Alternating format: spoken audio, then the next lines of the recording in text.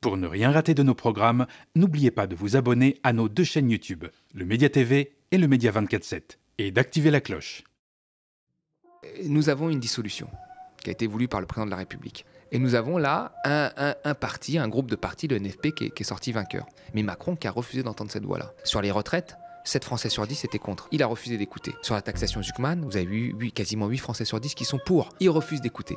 Donc vous refusez d'écouter ce que veulent grosso modo les Français, et en même temps vous leur imposez des cures d'austérité, c'est-à-dire moins d'argent sur les prestations sociales, moins d'argent dans les retraites, vous leur imposez à travailler plus sans gagner plus, et ils pensent que ça va passer. Il faut avoir en tête quand même une chose, c'est qu'on ne peut pas constamment aller à l'opposé de ce que veulent les Français sans qu'ils se révoltent. Bonjour tout le monde, je suis ravie de vous retrouver pour un nouvel épisode de l'Instant Porcher. Avec tous les discours qu'on entend autour de nous, notre meilleure arme, c'est de les connaître et de les comprendre. L'extrême droite, aidée par des médias financés par les milliardaires, cherche à imposer sa vision en muselant la diversité des voix et en bafouant le pluralisme.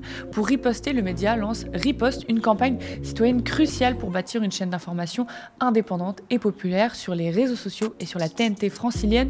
Nous voulons porter les voix qui dérangent, celles qu'on ne veut pas entendre ailleurs. Cette bataille pour la démocratie nous concerne tous. Alors rejoignez-nous et soutenez la riposte sur campagne.lemediatv.fr. Bonjour Thomas. Salut Lisa. Alors avec toi aujourd'hui au programme, François Bayrou dit « Nous sommes en danger ». Bon, c'est un peu de votre faute. Et le Premier ministre menace de démissionner. C'est parti.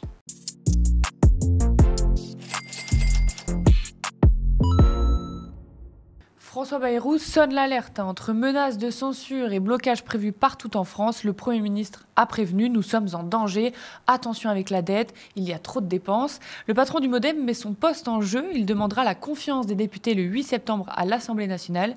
S'il y a majorité de non, il part. La gauche et l'extrême droite ont déjà annoncé qu'ils voteraient en défaveur du Premier ministre. Le pour l'instant chef du gouvernement s'est exprimé ce lundi 25 août lors d'une conférence de presse pour tenter de sauver son budget très impopulaire. On vous l'a décortiqué dans les épisodes précédents. Et François Bayrou met donc en garde sur un danger immédiat. Un danger immédiat pèse sur nous, auquel nous devons faire face, non pas demain ou après-demain, mais aujourd'hui même, sans retard d'aucune sorte, sans quoi l'avenir nous sera interdit et le présent durement et lourdement aggravé. Notre pays est en danger parce que nous sommes au risque du surendettement. Notre pays est en danger parce que nous sommes au bord du surendettement. Sur les 2 dernières décennies, malgré la succession de gouvernements de tendances différentes, la dette de notre pays s'est accrue de 2 000 milliards d'euros. 1 000 milliards entre 2005 et 2015 et 1 000 milliards entre 2015 et 2025. Thomas, est-ce qu'on doit avoir peur là ? Parce qu'on entend un ton très solennel, très grave. Alors, moi, je suis assez étonné en fait, parce qu'un Premier ministre, normalement, devrait proposer un horizon. Il devrait proposer un horizon vers quelle société nous voulons nous diriger et faire de la pédagogie. Faire de la pédagogie, effectivement, on doit réduire les déficits à un rythme. Voilà. On doit aussi analyser d'où proviennent ces déficits. Il faudrait faire toute cette pédagogie nécessaire pour que les gens puissent comprendre. Et là, on a quelqu'un qui veut nous faire peur pour créer un effet de sidération, pour qu'on accepte des réformes qui sont difficiles. Donc en fait, l'horizon, c'est les réformes, la réduction du déficit, c'est tout. Et pour que les gens acceptent ça, ce qui est difficile, qu'est-ce qu'on fait ? On leur fait peur avec un discours anxiogène. Alors il a légèrement baissé dans son discours parce qu'il n'a pas dit, comme la dernière fois, que la France était en danger mortel. Maintenant, elle est en danger de surendettement. Voilà, donc il a un petit peu baissé, il a moins pointé du doigt les responsables comme les retraités, mais il a dit qu'on était tous responsables. Mais il y a quand même cette volonté, de faire peur, faire ce discours solennel, pour que les gens soient conscients d'une situation qui est dramatique et qu'ils acceptent des réformes impopulaires.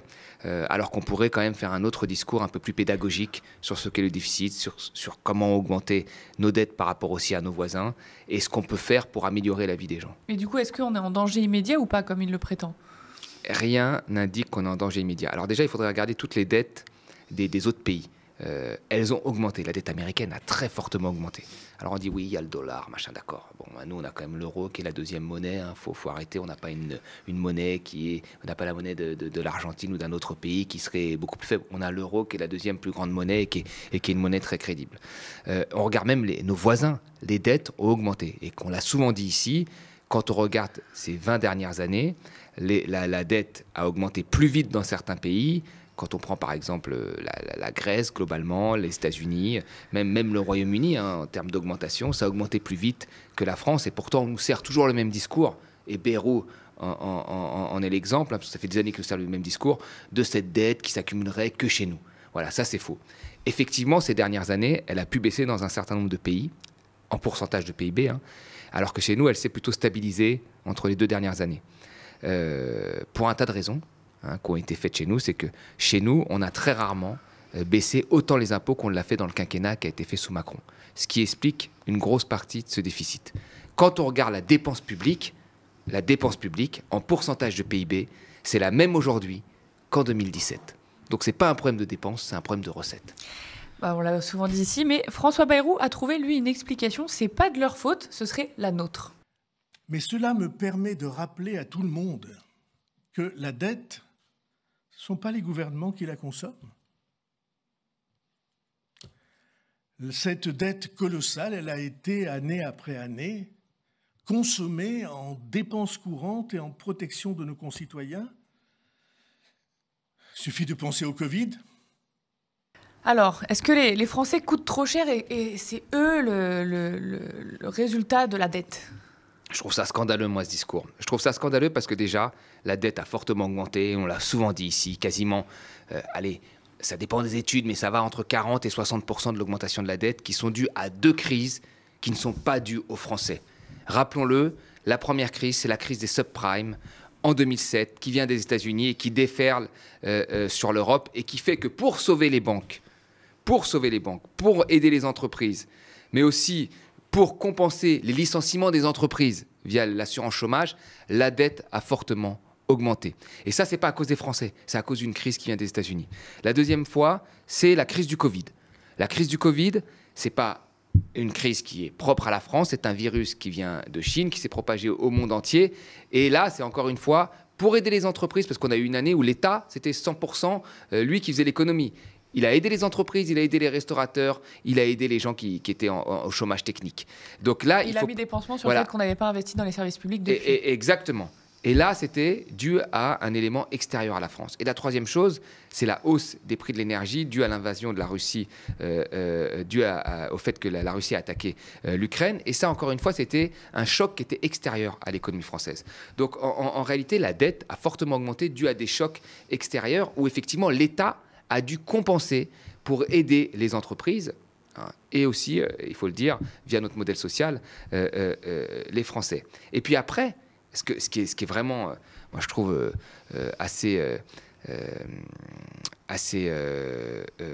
insolent de sa part, c'est qu'on a l'impression que tout ça est naturel. En fait, qu'il constate des choses qui ont été faites naturellement. Par exemple, à un moment, il constate que la France, il commence d'ailleurs son discours par ça, la France est à la pointe de la technologie, mais elle ne sait plus fabriquer des équipements ménagers qui profitent à toutes les familles. Alors, il fait ce constat-là très bien, mais ce constat, ça a été des choix politiques. Ça a été des choix de se concentrer sur les industries à forte valeur ajoutée et de lâcher les autres industries pour qu'elles aillent produire ces biens dont nous avons besoin dans des pays à bas coût. Ça a été un modèle qui a été validé par des hommes politiques qui ont fait ensuite des choix de politique économique pour appliquer ces modèles-là. Donc ça a été des choix dont nous subissons aujourd'hui les conséquences. Et pour la dette, c'est pareil. Il y a eu un choix de faire une révolution contre-fiscale en baissant constamment les impôts, en baissant constamment les cotisations et en les baissant très fortement. Sous Macron, on le rappelle, 70 milliards de baisse d'impôts, la moitié du déficit, ciblé en partie aussi sur des gens très très riches, parce que les gens qui ont des actions sont des gens riches, et la flat tax, ça les concerne. L'ISF, ça concerne 1% de la population qui détient 25% du patrimoine. On le répète, il faut le redire, 25% de ce qu'il y a dans les comptes en banque et en immobilier. Et la taxe d'habitation, ça concerne aussi les plus riches, puisqu'il y avait 40% qui avaient une taxe plus ou moins exonérée. Donc, on a eu des réformes fiscales qui concernaient les plus riches et qui ont creusé les déficits et creusé la dette. Donc, ça n'est pas arrivé parce qu'il y a eu trop de retraites. Non, les retraites, les pensions de retraite, elles sont dues au vieillissement de la population. Il y a eu du gel du point d'indice chez les fonctionnaires. fonctionnaires, les hôpitaux ont subi l'austérité pendant des années, les services publics sont à l'os. Donc en fait, cette dette a été creusée principalement par des crises externes et par le fait qu'il y ait une révolution contre-fiscale qui a profité à une minorité. Tu le dis, mais François Bayrou parle de dépendance à la dette chronique et que l'argent a mal été utilisé. Il ne l'aurait pas été pour investir, mais pour les dépenses courantes, hein, donc on comprenait le modèle social. C'est quoi ton analyse là-dessus? Est-ce qu'en effet, on a manqué d'investissement? Mais ce qui est marrant, c'est que, comme tu dis, on a l'impression qu'ils viennent d'arriver au pouvoir et on n'a pas investi. Mais c'est le modèle libéral, en fait, qui n'a pas voulu investir. Tout à fait. Alors déjà, factuellement, il faut disons la vérité, hein, c'est-à-dire que quand on retire l'investissement du déficit, d'accord, nous sommes en excédent. Ce qui veut dire, ça veut dire quoi? Ça veut dire qu'en réalité, les déficits ont souvent permis à faire de l'investissement. Alors peut-être pas l'investissement qu'il appelle de ses voeux dans l'IA, etc., mais une forme d'investissement dans les collectivités locales, etc. Après, il faudrait aussi revoir ce que l'on appelle la notion de coût et d'investissement. On l'a souvent dit ici, quand vous créez des postes de professeurs, pour moi, c'est plus un investissement qu'un coût. Une bonne éducation, c'est de l'investissement dans des biens supérieurs. Idem dans la culture, idem dans la santé. Toutes les sociétés qui s'enrichissent continuent à investir dans ces biens-là, qui sont des biens supérieurs, et c'est une bonne chose. Donc, il faut voir un peu ce qu'on appelle investissement et coût. Pour lui, en fait, M. Bayrou, tout ce qui va dans les services publics, on a l'impression tout ce qui tombe dans un puits sans fond. Tout ce qui va dans la protection sociale tombe dans un puits sans fond. Mais là, il aurait dû faire de la pédagogie. Ce qui va au service public profite à une grande majorité de la population, même s'il semble l'oublier, hein, dans l'émission qu'on a fait précédemment dans le Nicolas Quipet, on l'a dit, hein, il y a une grosse partie des services publics qui profitent à la majorité des Français, hein, plus de 2/3, et tout ce qui va dans les prestations sociales finit dans l'économie, et donc profite au secteur privé, et ne finit pas dans un trou noir, parce qu'il est dépensé, les retraites à 1600 de retraite médiane finissent pas dans des comptes en Suisse, mais dans l'économie, les prestations chômage finissent dans l'économie. Donc ça profite indirectement au secteur privé. Donc non, il faut là-dessus, bien sûr qu'il y a des moments où on aurait dû plus investir. Par exemple, quand les taux étaient extrêmement faibles, quand on avait des taux d'intérêt négatifs avant la crise du Covid, hein, où on nous disait, encore une fois, qu'on ne pouvait rien faire à cause de la dette, et que si la dette augmentait, c'était très grave, alors que pendant le Covid, elle a fortement augmenté et qu'on a vu que rien ne s'est passé, à ce moment-là, on aurait pu faire des investissements supplémentaires dans les services publics, dans la transition énergétique, et peut-être après dans l'innovation, si on juge que c'est important. Mais ça n'a pas été fait à l'époque. On a fait des économies de bout de chandelle à l'hôpital, et puis à la fin, on a redépensé pour rattraper ça au moment du Covid. Donc la mauvaise économie, on l'a pratiquée, celle de faire des petites économies de bout de chandelle comme ça, et puis à un moment, dès qu'il y a une crise, mince, on n'a pas assez investi là, pas assez investi là, pas assez investi là, donc il faut réinvestir. Ça a déjà été fait, ça a été fait ces 20 dernières années, quand Bayrou était aux manettes aussi. Pour 2026, François Bayrou annonce que la dette sera donc le budget le plus important. On l'a dit maintes fois ici, tu viens de le redire, le problème du déficit en France est aussi surtout lié aux recettes. Depuis 2017, les mesures en faveur des entreprises, par exemple, représentent 40 milliards d'euros par an, pile ce que veut économiser François Bayrou pour 2026, sur les dépenses publiques, sur les services publics, sur les prestations et les salaires gelés, parce que nous, on ne crée pas d'entreprise. Donc je ne vous refais pas le topo sur les 211 milliards d'euros d'aides aux entreprises par an sans contrepartie qui finissent par licencier, ou sur les infimes très riches qui paient moins d'impôts en proportion que le reste de la population. Alors sur le besoin de recettes et sur l'injustice du budget, on a osé poser la question à François Bayrou il y a un mois. Sur le budget 2026, plusieurs contestations se font entendre le 10 septembre, Nicolas Quipet. Ce qui rassemble toutes ces critiques, c'est l'effort qui ne serait équitablement pas réparti. L'austérité, on le sait, pèse surtout en ce moment sur les précaires et les classes moyennes. Quand non, vous rejetez, ce dans le n'est budget, pas vrai. vous rejetez par exemple l'imposition au niveau des plus riches, on a vu Sophie Primas. Est-ce que vous entendez ces critiques? Parce que non, je n'entends pas cette critique et je vous confirme ce que j'ai dit dans l'exposé de ce plan, c'est-à-dire que les plus favorisés auront un effort à faire eux-mêmes. J'ai simplement dit qu'on allait se servir des semaines qui viennent avec les commissions parlementaires pour définir la nature de cet effort.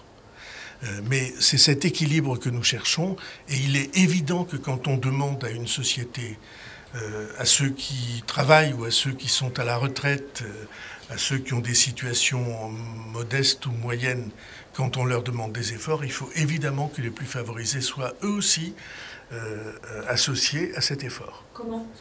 Eh bien, vous allez voir que dans les semaines qui viennent, votre question trouvera une réponse. Donc parole, parole et parole, car rien n'a été annoncé de ce genre à la conférence de presse. Je m'y attendais un peu, mais bon, il nous avait promis qu'il dirait quelque chose, il n'a rien annoncé. Thomas, j'ai l'impression qu'on est en danger immédiat, mais pas trop en fait. Alors voilà, c'est ça qui c'est très marrant d'ailleurs, l'extrait. Il avait dit qu'il y reviendrait, il avait dit le 15 juillet qu'il reviendrait sur cette histoire de taxation des très riches. Hier, il en a parlé vraiment au détour d'une phrase en disant tout le monde va contribuer, y compris les plus riches, mais il a plus parlé de ça, par exemple de la taxe Zuckman dont on a parlé ici, qui pourrait rapporter jusqu'à 20 milliards, c'est-à-dire la moitié de... Enfin, 20 milliards d'économies suffiraient pour que nos partenaires européens soient très contents, pour que rien ne change sur les marchés financiers, en termes d'intérêt, etc. Et ces 20 milliards, on pourrait les avoir juste en taxant un peu plus de 1000 familles, 1200 familles, qui ont profité très fortement des dernières réformes et qui ont vu, encore, on l'a dit encore une fois, leur fortune multipliée par 5 ou par 6 ces 15 dernières années. Donc il suffirait de taxer ces gens-là qui ne deviendraient pas plus pauvres, si juste l'augmentation de leur richesse serait moins rapide, et tout irait bien. À hauteur de 2%, donc c'est pas énorme, et tout irait bien, et ce serait parfait. Ce serait un peu un retour sur ce qu'ils ont gagné plus fortement que le reste de la population ces dernières années. Mais le gouvernement ne veut pas attaquer ça. Donc vous voyez, la dette, on a cette géométrie variable. La dette est un danger, donc il faut geler les retraites, baisser le nombre de fonctionnaires. Mais quand il s'agit de taxer les plus riches, ce n'est plus un danger. Et ça a toujours été comme ça. Ça a toujours été comme ça. Macron nous a toujours fait le discours de la dette qui serait un danger, mais ça ne l'a pas empêché de baisser en plus les impôts de production, sur les baisses d'impôts qu'il avait déjà fait, etc. Il n'y a pas de problème là-dessus. Avec toujours cette idée, mais ça va relancer l'économie, mais là on voit bien que ça ne relance pas l'économie. Et moi je vous dis là, ce qui se passe là, c'est que les prévisions qui sont faites sur la croissance, parce qu'ils font des coupes et ils font des prévisions sur la croissance. Et donc sur la croissance, c'est-à-dire sur les futures rentrées fiscales, eh ben, elles vont être démenties par les faits comme la dernière fois. C'est-à-dire que les mecs font des prévisions, puis ils arrivent en automne et les chiffres ne sont pas ce qu'ils avaient prévu. Et donc on a un déficit encore plus gros. Et là on cherche, mais pourquoi on a un déficit encore plus gros? Mais parce que les coupes sur la dépense publique vont créer un effondrement, enfin une baisse de la croissance économique qui va faire encore plus augmenter le déficit en pourcentage de PIB et la dette en pourcentage de PIB. C'est ça qui va se passer. Donc on risque d'avoir des déconvenues les années suivantes. Ça, c'est quasiment sûr. J'aimerais rajouter une chose sur ce que tu as dit. Ce qu'a fait Bayrou quand il nous a parlé des intérêts de la dette. Déjà, un intérêt de la dette, il y a un intérêt, on va dire, nominal, sans tenir compte de l'inflation, il y a un intérêt en tenant compte de l'inflation. Quand vous tenez compte du budget sans tenir compte de l'inflation, c'est complètement idiot. C'est ce que disait d'ailleurs l'économiste très regretté Daniel Cohen. Voilà, qui nous disait, là tout le monde sait qu'une charge d'intérêt de la dette doit être nivelée en réel, en tenant compte de l'inflation, ce qui l'a fait très fortement baisser. Ça, c'est la première chose. La deuxième chose, c'est de toujours ramener ce chiffre, et on le dit souvent ici, en pourcentage de PIB. Quand vous dites, ce sera 100 milliards en 2030, alors là, c'est ce qu'on appelle ici l'effet Dracula. Ouh, là, tout le monde a peur. Il faut le remettre en pourcentage de PIB, de ce que sera le PIB en 2030. Et quand vous le remettez, on est toujours quasiment au même montant. On est entre 2,5% à 3% du PIB. C'est ça la charge de la dette. Et c'est la même quasiment depuis une quinzaine, vingtaine d'années. Elle était parfois plus élevée dans les années 90. Donc on est en pourcentage, en charge de la dette, c'est-à-dire en taux d'intérêt en pourcentage de PIB, on est quasiment toujours dans les mêmes montants. Et ça aussi, c'est de la pédagogie, et c'est ce qu'aurait dû rappeler Bayrou hier, plutôt que de vouloir faire peur.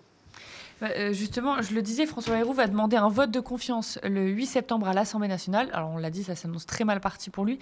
S'il est en faveur du non, le Premier ministre démissionne, c'est ce qu'il a dit, mais il n'oublie pas, comme tu dis, d'agiter la peur. Le risque suprême, c'est de laisser se décomposer le débat public, la situation, de voir des affrontements, des gens qui disent on va tout bloquer, et au fond des gens qui pensent que c'est pas si grave que ça. Monsieur, c'est grave. Je ne peux pas le dire mieux. Donc quand on entend François Bayrou, si le gouvernement tombe, la situation sera catastrophique économiquement. Et il a été aidé dans cette thèse. Le ministre de l'économie et des finances, Éric Lombard, a déclaré ce mardi 26 août sur France Inter ne pas vouloir faire de politique de la peur, mais avance qu'un risque existe que le FMI, le Fonds monétaire international, intervienne. Il y a Jacques Attali aussi qui affirme que la chute de Bayrou conduirait à une crise financière majeure provoquant l'intervention de la Troïka, FMI, BCE et Commission européenne, imposant des mesures extrêmement radicales et antisociales pour financer nos dépenses courantes. Et sur les plateaux, on parle même de risque de mise sous tutelle du FMI, ce qui serait une catastrophe pour les fonctionnaires ou le budget des hôpitaux, par exemple. Thomas, est-ce que ce risque existe là que le FMI et d'autres institutions s'en mêlent? Qu'est-ce qui va se passer si le gouvernement tombe encore? Alors moi, je vais vous dire une chose. Je pense qu'au fond d'eux, Bayrou, Monsieur Lombard, Monsieur Attali et tous les gens qui vous disent ça parce qu'ils ne vous le disent pas depuis hier, hein. Ils vous le disent depuis 2 ans. D'ailleurs, il y avait des gens, moi je me souviens, au moment où il y avait eu la censure de Barnier, des gens nous disaient attention, le FMI va arriver en janvier de 2025 en France, j'en suis sûr. Les gens nous disaient ça, oui. Donc moi je pense que ces gens-là rêvent au fond d'eux que le FMI prenne le contrôle de la France, parce que là, ils pourront enfin avoir les réformes qu'ils rêvent, Oui, c'est-à-dire 30% de baisse des pensions de retraite, diminution du nombre de fonctionnaires, privatisation à outrance. C'est leur rêve. C'est leur rêve. Donc, en fait, ils veulent nous faire peur, et en même temps, c'est leur rêve le plus profond, que enfin ces réformes que finalement tous les mecs qu'ils ont soutenus, parce que tous ces gens-là, ils ont soutenu Macron, ils ont soutenu les réformes d'Hollande, ils ont soutenu plus ou moins Sarkozy, même à une époque, enfin, où ils auraient été prêts d'aller dans un gouvernement de Sarkozy, ça j'en doute pas. Tous ces gens-là, en réalité, ils voient que finalement les mecs qui soutiennent n'arrivent pas à faire les réformes qu'ils rêvent. Parce que c'est ça les réformes qu'ils rêvent, c'est les réformes du FMI. Donc je n'arrive pas moi à savoir si ces gens-là apprécient vraiment la France. Je pense qu'au fond, il y a un côté avec ce qu'est l'héritage de notre modèle social, le fait notamment que les inégalités ont augmenté, mais moins vite qu'ailleurs par la redistribution, bah, ça les dérange, ça les embête, et que le FMI ferait le sale boulot, et que ce serait une bonne chose. Maintenant, sur la question, est-ce que nous avons un risque ? Effectivement, l'instabilité, nous avons une instabilité, nous avons plusieurs incertitudes aujourd'hui. Nous avons l'incertitude extérieure avec ce qui se passe avec Trump. Nous avons une incertitude aujourd'hui maintenant politique. Et il y a une incertitude économique qui s'ajoute à ça parce que les gens, y compris les entrepreneurs, ne savent pas à quelle sauce ils vont être mangés. Les consommateurs qui ont un peu d'argent préfèrent la mettre de côté parce qu'ils ne savent pas non plus ce qui va se passer. Et donc l'économie est aussi atone. Et là, on aurait une incertitude en plus. De là à dire que le FMI arriverait, j'en suis pas sûr, parce qu'il y a une première étape avant, il y a l'étape de la BCE. Est-ce que la BCE interviendrait, oui ou non ? Voilà, la Banque Centrale Européenne. Est-ce qu'elle interviendrait, oui ou non ? Alors, il faut comprendre une chose, c'est qu'une grosse partie de notre dette appartient à des partenaires européens, ou à des organismes qui sont des partenaires, des banques, etc., qui sont des partenaires européens. Donc si nous coulons, il y a un effet domino. Beaucoup de gens vont couler. Si nous coulons, la BCE se fait très clairement un harakiri. Alors, est-ce qu'elle a la volonté de se le faire ? Je ne suis pas sûr. La France n'est pas la Grèce, d'accord ? En termes d'impact économique, en termes de puissance économique, en termes de puissance aussi diplomatique dans l'Europe, hein, dans la zone euro, ce n'est pas la même chose. Donc, est-ce qu'ils seraient prêts à aller jusqu'au bout comme ça ? J'ai du mal à y croire, sauf s'il y a vraiment cette volonté, enfin, d'en finir avec le modèle social français. Mais il faut avoir en tête quand même une chose, c'est qu'on ne peut pas constamment aller à l'opposé de ce que veulent les Français sans qu'ils se révoltent. C'est ce que j'allais te dire. Est-ce qu'il n'essaye pas un peu de faire un contre-pied au 10 septembre ? Parce que là, en fait, le projet d'Emmanuel Macron, et après de tous ces premiers ministres qu'il essaye de placer, mais c'est le projet d'Emmanuel Macron, le projet néolibéral, à chaque fois, il est bloqué. Ah, il y a une législative, en fait, qui gagne un peu à gauche, mince, c'est pas ce que je voulais. Des blocages, là, et beaucoup de CGT ou même d'autres syndicats ont annoncé des blocages dans des gros centres, voilà, des entre guillemets, menaces de manifestations et de blocages un peu partout. Donc, on voit qu'il est quand même un peu bloqué dans l'aboutissement de son projet hyper néolibéral et la fin du modèle social. À l'Assemblée, il est bloqué aussi, parce qu'il y a une position forte. Donc, est-ce que c'est pas le moment de un peu lâcher aux oppositions, parce que c'est la question centrale, j'ai l'impression qu'un truc névralgique, c'est quand même le ras-le-bol fiscal et la taxation des plus riches, parce que s'il lâchait juste là-dessus, il pourrait nous faire avaler plein de trucs, en fait. En fait, alors, pour finir sur le FMI, je voulais ajouter un argument là, pour être parfaitement clair, après je réponds à ta question. En fait, il y a aussi plusieurs indicateurs macroéconomiques qui montrent que la situation française n'est pas si catastrophique. La première des choses, c'est le patrimoine public que nous avons, qui, on l'a souvent dit ici, qui s'égalise quasiment à la dette, voire la dépasserait légèrement, et donc qui est un indicateur important. Ensuite, il y a l'épargne des Français. Alors, il ne s'agit pas de récupérer l'épargne des Français, etc., mais on a une épargne des Français qui est très importante, qui couvre largement la dette, ce qui veut dire que nous sommes un pays riche, qui n'était pas le cas de la Grèce. où il y avait beaucoup plus d'évasion fiscale que chez nous, etc. Donc ça, c'est un autre indicateur. Et puis la France, encore une fois, s'est levée de l'impôt. Elle l'a toujours fait et elle pourrait le faire si les choix politiques voulaient le faire, mais ils ne veulent pas le faire. Et donc tout ça sont des arguments qui font que nous sommes dans une situation complètement différente de celle de la Grèce et que je n'imagine pas, moi, un scénario, sauf s'il est voulu vraiment par des gens d'en haut, pour les raisons que j'ai dit, d'un scénario avec un FMI ou la Troïka qui viendrait nous chercher. Maintenant, sur ce que tu dis, tu as entièrement raison. C'est-à-dire que nous avons une dissolution qui a été voulue par le président de la République. Nous avons une élection de 2022 déjà qui était assez bizarre, post-Covid, qui s'est fait sans programme, etc. Voilà, où il y a eu un pari qui a été réussi par Emmanuel Macron, c'est d'être face au RN et de l'emporter encore une fois. Ce vote m'oblige. Voilà, ce vote, voilà, gauche. tout à fait. Et puis nous avons eu la dissolution, qu'il a appelée de ses voeux, et nous avons là un parti, un groupe de partis, le NFP, qui est sorti vainqueur. Mais Macron qui a refusé d'entendre cette voix-là. Il a refusé de le faire.